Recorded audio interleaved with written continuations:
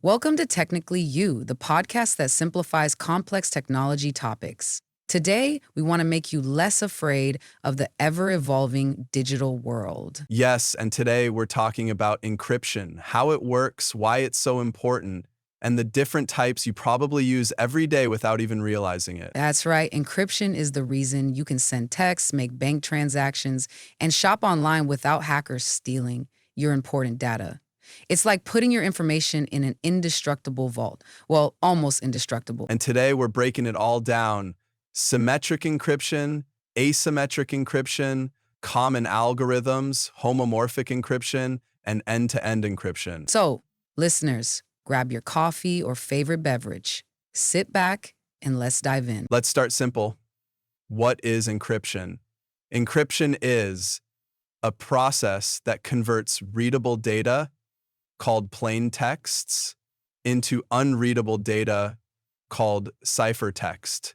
So only authorized users can access it. Think of it like writing a message in a secret code that only the person with the right key can decrypt and understand. Right. Encryption is used everywhere, from securing banking transactions to password storage to protecting classified government data. All right, now let's discuss the two main types of encryption, symmetric and asymmetric. Let's start with symmetric encryption, which is the single key system. Symmetric encryption is the oldest and simplest form of encryption.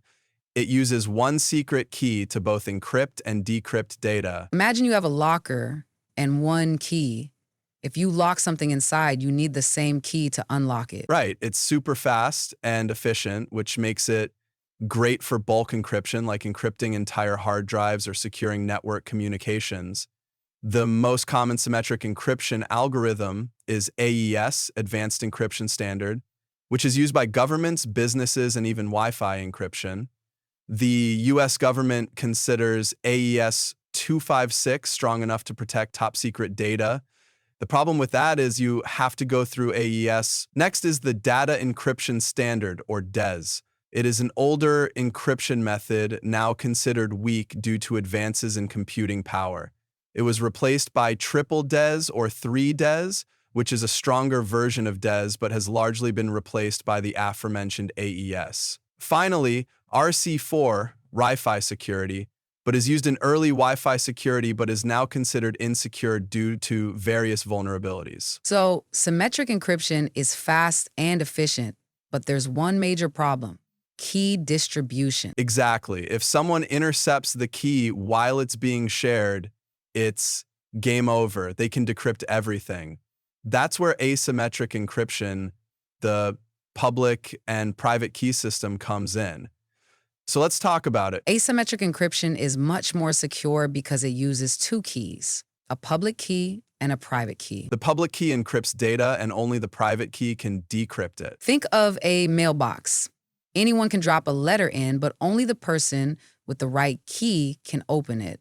The most common asymmetric encryption algorithm is RSA, River-Shamir-Adelman. It is one of the most widely used encryption systems used today in SSL, ETLS certificates. Then there's ECC, elliptic curve cryptography, and a newer, more efficient alternative to RSA, offering strong security with smaller key sizes. So there is also the widely known Diffie-Hellman key exchange, a method for securely exchanging cryptographic keys over a public channel.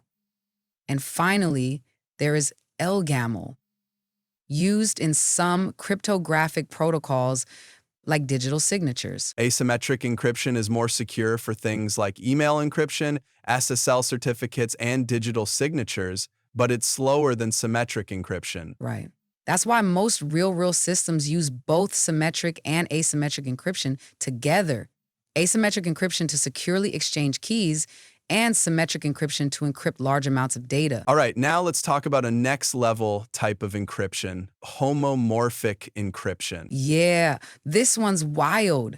It allows data to be processed while still encrypted, meaning you can compute on encrypted data without ever decrypting it. Imagine you need to calculate taxes on someone's salary, but you don't want to expose their actual income.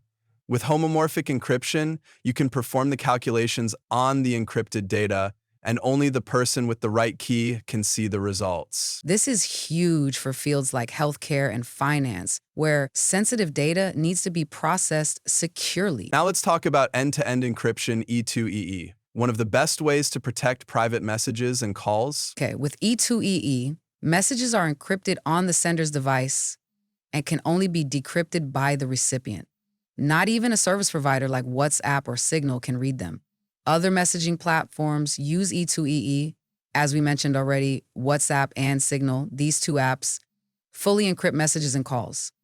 Then there's iMessage, Apple's messaging system, with end-to-end encryption, and Proton Mail, a secure email provider with E2EE. Wow, that is a lot more than I expected. So even if a hacker or government requests access, they can't see the messages because they don't have the private key. Exactly. However, not all messaging apps offer E2EE by default, so make sure you select one that does and check your existing app settings to ensure it is enabled. Okay, encryption is used in so many ways: secure transactions, cloud storage, IoT devices, and more. Yes, but there are also challenges. For example, quantum computing threats. Future quantum computers might be able to break today's encryption methods. This is top of mind for security experts worldwide. And there are key management issues where losing your private key could make for a really bad day. Finally, the ongoing backdoor debates. Governments want access to encrypted data. And not only could this weaken security, but it also opens the door for privacy concerns and other freedoms. All right, let's wrap this baby up with some quick tips for using encryption in your daily life.